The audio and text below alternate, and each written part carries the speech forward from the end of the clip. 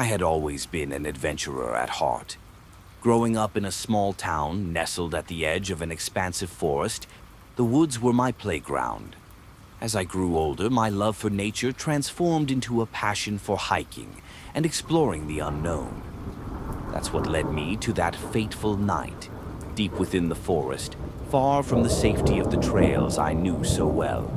It was a crisp autumn evening, and I decided to embark on a solo hike, one that would take me to an untouched part of the forest I had never explored before. Armed with my backpack, flashlight, and a map, I set out in high spirits, eager to discover what lay beyond the familiar paths. The sun was setting, casting long shadows through the trees. I walked for hours, enjoying the solitude and the sounds of nature. As darkness fell, I realized I had wandered further than I intended. My map was of little use now. The landmarks I had marked seemed to have disappeared, swallowed by the forest. I decided to head back, but every path I took seemed to lead me deeper into the woods. Panic began to set in as the temperature dropped and the forest became eerily silent. I switched on my flashlight, its beam cutting through the darkness. I tried to remember my training, to stay calm and find a way out, but my mind kept returning to the stories I had heard as a child, stories of creatures that lurked in these woods, preying on the lost and the vulnerable. I pressed on, my flashlight flickering as its batteries began to weaken. The forest seemed to close in around me, the trees towering like ancient sentinels. Suddenly, a rustling sound broke the silence. I froze, my heart pounding. The sound came again, closer this time. I swung the flashlight towards the noise, but saw nothing. Then, from the corner of my eye, I caught a glimpse of movement. I turned quickly, but whatever it was had vanished into the darkness. My mind raced, trying to rationalize what I had seen. A deer, perhaps? A fox? But deep down, I knew this was something else, something that didn't belong to the natural order of the forest. As I continued walking, the rustling followed me, keeping pace but staying just out of sight. I could feel eyes on me even though I saw nothing. My fear grew with every step. I stumbled over roots and rocks, my flashlight now barely a glimmer in the blackness. And then I saw it. Emerging from the shadows was a figure, tall and gaunt, with skin as pale as the moonlight. Its movements were unnaturally smooth, almost gliding over the forest floor. But it was the face that chilled me to the core. It had no eyes. In the sockets where eyes should have been, there was only darkness, a void that seemed to pull at my very soul. I stood frozen, unable to look away. The creature tilted its head as if studying me. Then it spoke, its voice a whisper that seemed to come from everywhere and nowhere at once. "I seek eyes," it said, its tone devoid of emotion. "I seek what was taken." I stumbled and fell, my flashlight slipping from my grasp and rolling away.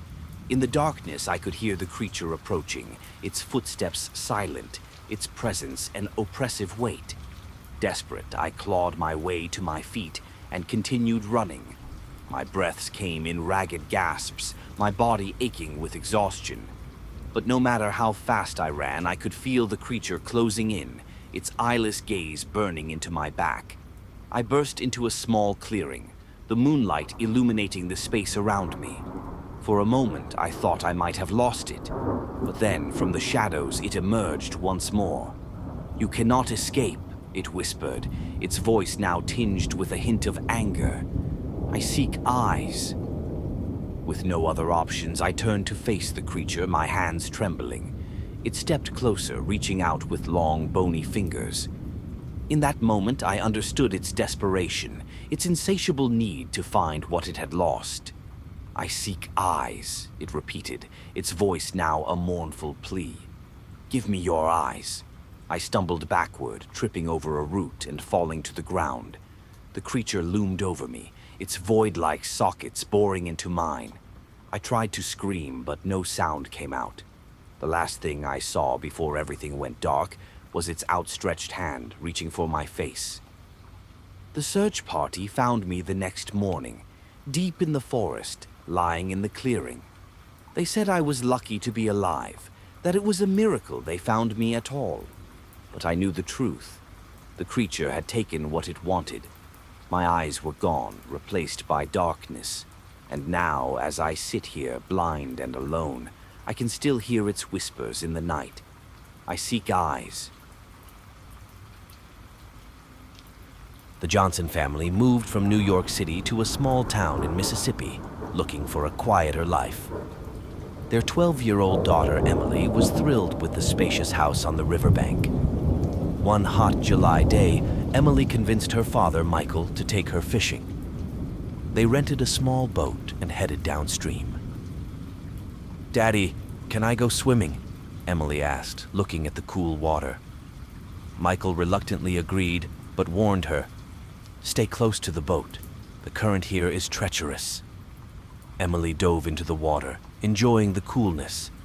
She did not realize that she had sailed farther than she had planned. Suddenly, she felt something strange. The water around her was swirling. A huge dark shadow flashed under her. "Daddy!" Emily screamed, but the boat was already far away. A giant creature emerged from the depths.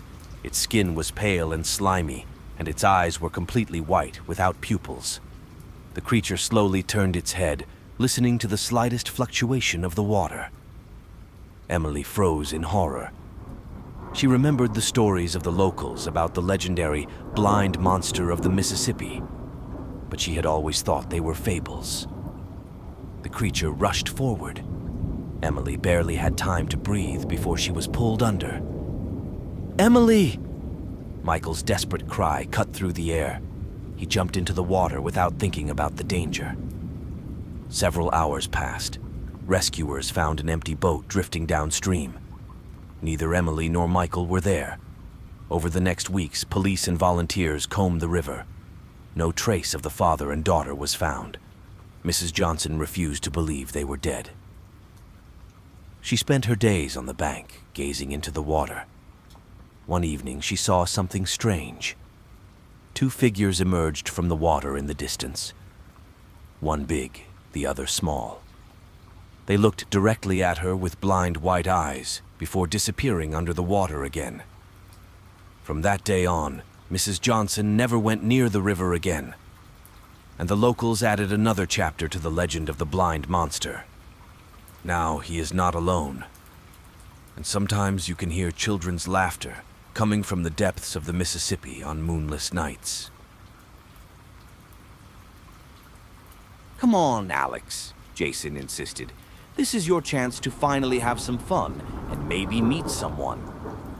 After much hesitation, Alex agreed. On Friday night, he put on his best shirt, poured too much cologne on himself, and nervously waited for Jason outside his house. When they arrived at twilight, the line was already stretching down the block. Alex felt his confidence begin to melt away. But Jason seemed to know the guard, and they were quickly inside. The club was packed. The music was so loud that Alex could barely hear himself think. Colored lights flashed in time with the bass, and the air was heavy with smoke and perfume. "I'll get us a drink," Jason shouted and disappeared into the crowd, leaving Alex alone. Alex shifted uncomfortably from foot to foot, not knowing what to do with himself. Suddenly, he noticed a girl sitting alone at a table in the corner. She was incredibly beautiful. Long black hair, pale skin that seemed to glow in the darkness of the club, and eyes the color of a stormy sky. Having gained courage, perhaps due to the adrenaline from the loud music, Alex approached her. "Hi," he said, trying to shout over the music. "I'm Alex. Can I sit down?" The girl slowly looked up at him and smiled. "Of course, Alex. I'm Lily." Her voice was soft and melodic, and Alex wondered how he could hear it over the noise of the club.